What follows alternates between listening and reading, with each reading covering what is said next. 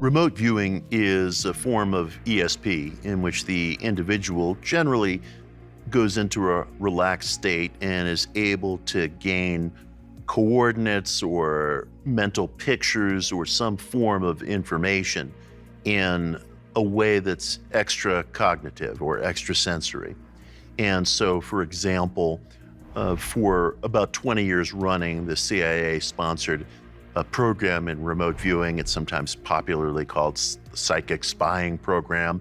And there were extraordinary hits as well as controversies that came out of that program. But essentially, it involved individuals who seemed to have a proclivity for remote viewing, going into a room by themselves, maybe sometimes with a pad and pencil, and they were able to gain a kind of mental picture or even coordinates of some object or event that was being sought. Remote viewing is part of a whole range of phenomena that can come under the sort of the framing of channeling. In other words, accessing non-local information and expressing it in some way. So remote viewing for me is when we can, in our inner vision, project ourselves non-locally through space and through time. But I would say it's one of a whole panoply of what I refer to as supernormal phenomena. Not supernatural, not paranormal, but supernormal.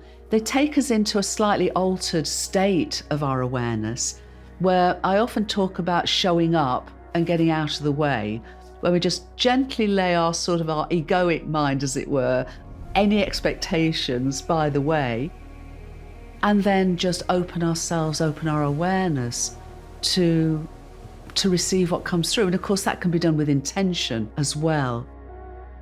But the key thing is that we say thank you to our ego and park it quietly by the side. And then so much is open to us. I don't believe there's any difference between remote viewing and astral projection, because again, I think it's someone has started one trajectory of thought and process and named it this or that, but really it's all the same thing. We're moving our mind. It's all about the mind. The lines get really blurred when we talk about the differences of astral projection, out-of-body experiences, remote viewing, and channeling, because they are very similar and they require one to access similar states of consciousness. So you could look at remote viewing as a kind of channeling in that one is channeling the field of consciousness. And as we know, remote viewers are typically given coordinates or objects for the field of consciousness to locate for them and then bring the imagery into their awareness. So you could very much see it as a kind of channeling. When I remote view a specific land mass, I will arc my mind over to it, and it just goes as if it's an airplane. Think of an airline route map, okay? And I just move my mind across that arc and into the area that is calling me the loudest. There's usually a central point that I enter into. And I always look at the macro as if I'm looking at a plat of land in a diagram. It's that real to me. It's in my mind, but it's also in front of me. And that's hard for someone probably to understand, but that's the best way I can say it. It's in my mind's eye, but it's also as if I'm looking right at it on the floor in front of me, because I often look at the floor, a blank beige carpet, while I'm doing my work, so I don't have any visual distractions around me. Remote viewing is your spirit traveling to wherever it is that you want to see. Now, most people don't understand that spirit travels all the time. It travels all the time. It's just that you are not the best travel agent for your spirit because you're unaware of where it's traveling to, why it's traveling there, and what it's and the fact that it's even left.